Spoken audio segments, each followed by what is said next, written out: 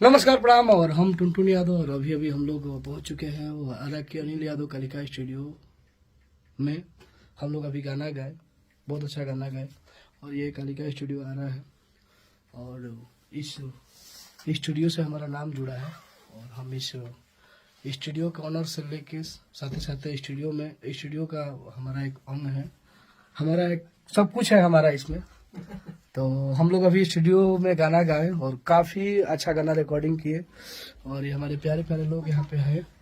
तो जितने लोग हैं, हमारे धनोज भैया, हमारे मनोज भैया, हमारे वो रंजीत भैया, हमारे संदेश जी और हमारे प्यारे छोटे भाई मुखिया मुस्कान जी। तो हम लोग एंजॉय कर रहे हैं। गाना गाने के बाद थोड़ा सा एक ब्लॉग्स हम लोग वीडियो बनाते हैं, हमेशा बनाते रहते हैं। तो आप लोग ऐसे ही मोहब्बत देते रहिए। और अभी हमारे को गाना बड़ी जबरदस्त चला था, प्यार के कसम गाना बड़ू है।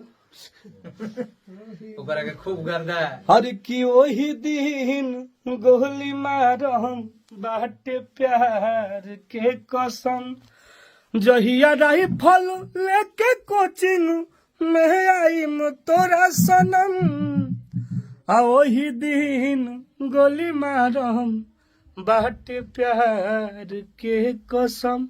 ये गाना का आप सब सुनी जा। डबल ए म्यूजिक चैनल से आइल बा और म्यूजिक दिले बानी आर्या शर्मा भैया, लिरिक्स सुनील सागर जी, रिकॉर्डिंग अनिल यादव कालिका स्टूडियो आरा, और मिक्स हमारे जीतू शर्मा जी और मुखिया मुस्कान जी। और रील पे गाना आगुल बते गाना का आप सब भरपूर प्यार आशीर्वाद दी जा। Love you, bye bye. जगह डिजिटल कमलेश कुमार भैया बानी।